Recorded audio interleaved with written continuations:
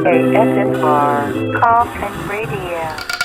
Welcome to another exciting episode of Coffin Radio. I am Heartthrob Rob, and today we are talking about the new horror film Five Nights at Freddy's, based off of the video game created by Scott Cawthon, directed by Emma Tammy.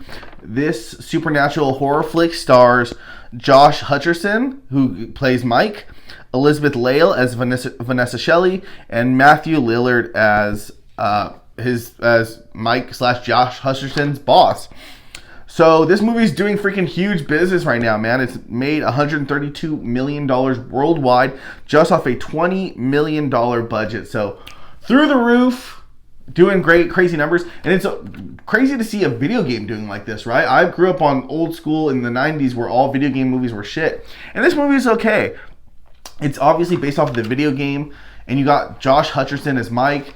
And he's lost his brother, 10 years ago, 20 years, 15 years ago, whatever it might be. His brother was stolen, kidnapped as they were out on a family outing. And he's trying to remember exactly what happened, who the guy who took his brother was. And that's kind of what he's trying to get. So he gets this new job. Matthew Lillard is his guidance counselor / get job person. And he gets a job at this old Chuck E. Cheese-esque place called called Freddy's fucking entertainment center, whatever the fuck, right? And they got those old school animatronics that are like this, and he's just gotta fucking deal with it. He's just gotta keep this place up. But as you quickly find out, these things are fucking crazy, off the rail ass motherfucking killing monster things. And it's kind of a trip because, he's got his sister with him, and they go from being, oh shit, they're fucking bad, they're evil, they're fucking killing things, right? To, oh, they're actually the spirits of children that have been fucking killed by the original owner. That's the reason why this place is now shut down and a facade of what it once was in the 80s and 90s, right? So these fucking animatronics are being controlled or, hold the fucking souls of these kids that were killed by this guy who owned the Chuck E. Cheese kind of place, this Freddy's place. And he's trying to find his brother because he believes that this person also took his brother. That's what he believes. That's what he's got going on. And so, the sister, his little sister, is kind of cool with the things. And so it's this kind of back and forth. Are they good? Are they bad? Kind of thing they got going on. And in the end, he has to fight the serial killer person who owns the fucking store, who turns out to originally be his boss, who is Matthew Lillard, and the chick that is like the fucking like the cop of the fucking town or whatever, is like the daughter of the killer guy, Matthew Lillard, and he likes her.